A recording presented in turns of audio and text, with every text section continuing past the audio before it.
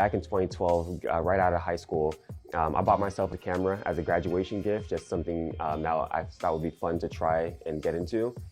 I've always been in the kitchen since the time I was young, just really close next to my grandmother, my mother, my aunts. It was something that we did as a bonding activity and also to break bread with each other. So that was my first introduction to the kitchen.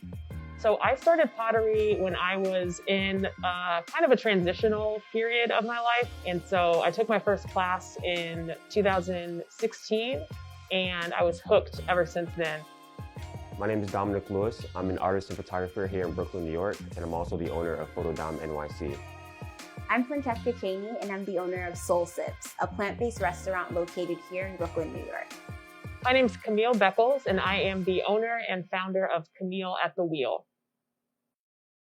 In the spring of 2020, Dominic opened Photodom, one of the only Black-owned camera shops in Brooklyn. My family is West Indian, so growing up, my mom was telling me when she first came to America, her passport picture was the first photo she'd ever taken ever in her life. In the past, there weren't really camera stores in Black neighborhoods. There weren't things like that people can have access to. There's no other camera store that's this deep in Brooklyn. So I'm hoping with this store, it can bridge the gap by providing the ways for people to come to a store that's in their neighborhood that can serve their needs, and also to provide community outreach by doing certain things as classes and events, and also strengthen the photography community, but get people into it that really wanted to get into it, they're afraid to, perhaps. Francesca officially became vegan at 18 when she felt like she finally had access to resources at college to do so. A few years later, at 21, she opened Soul Sips, a vegan cafe with the mission of making plant-based food accessible for all. I wanted to do a brick and mortar pop-up, something we can do for 3 months and test out because I had never done it before. And got the space, did the pop-up, but then like a few months into the pop-up, the person that was subleasing to us says, hey, you are doing so much better with the space than I did, so do you want to buy? And we've been there since 2017 of December, and we're still there now.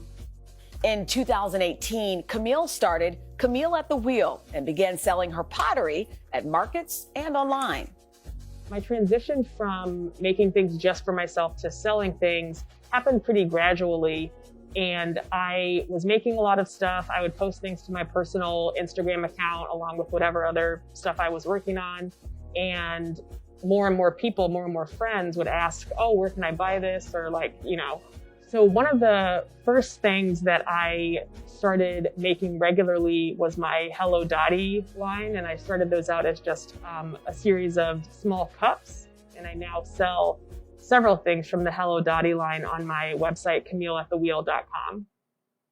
Working in industries with little diversity, Dominic, Francesca, and Camille all realized early on the importance of representation in their work.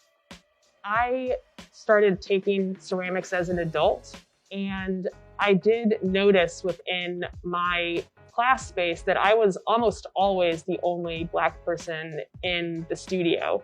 And I think that visibility is important for Black artists because it's important to see your dreams being lived out and being possible. And in some ways, that was one of the things when I was working on the update to my logo was I wanted it to be representative. I wanted it to clearly show that it was a Black person, a Black woman. That's why there's an afro.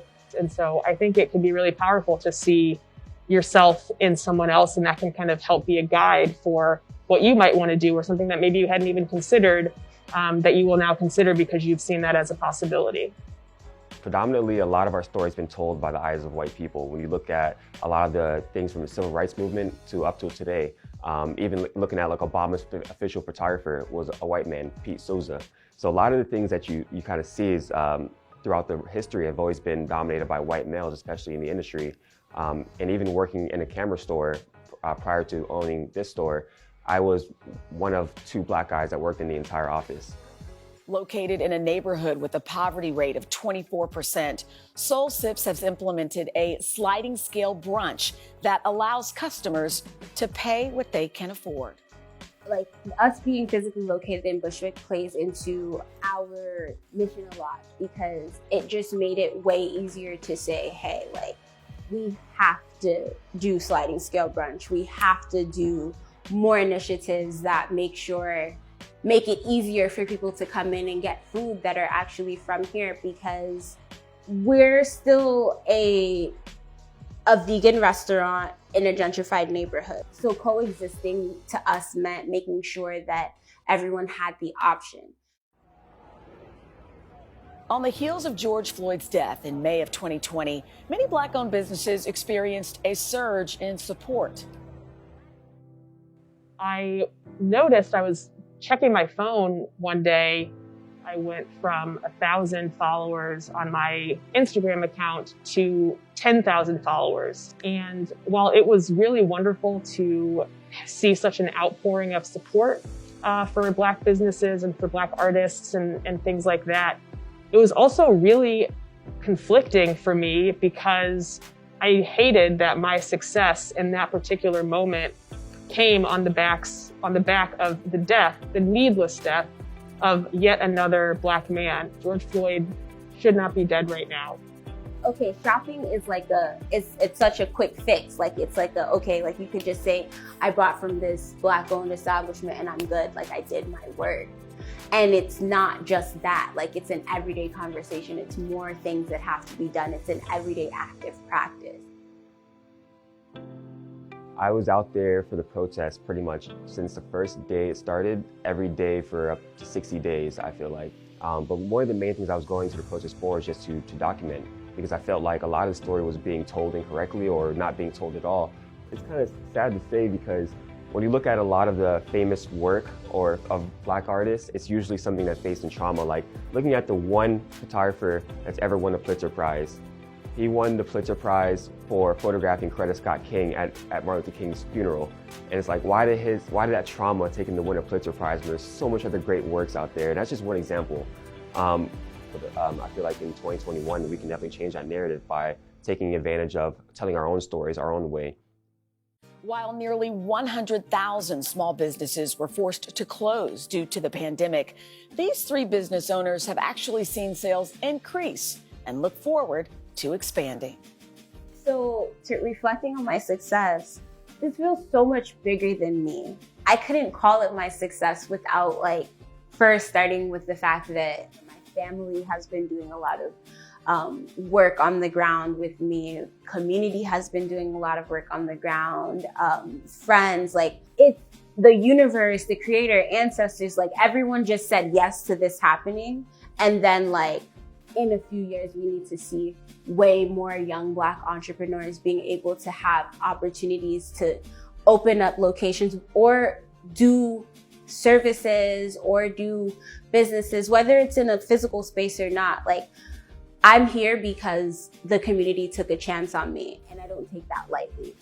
And we do look forward to expanding and opening up Soul Sips in other states, other countries. It's very important to me to have a business like this, because just being the first business that our family has owned in America. So I can definitely see us growing into a bigger space soon, a more permanent space in Brooklyn. I feel really fortunate that I'm able to do something that brings me so much joy and that can also contribute in some way to how I make a living. And so I think this, for me, is a manifestation of a lot of hard work and kind of clear focus and dedication.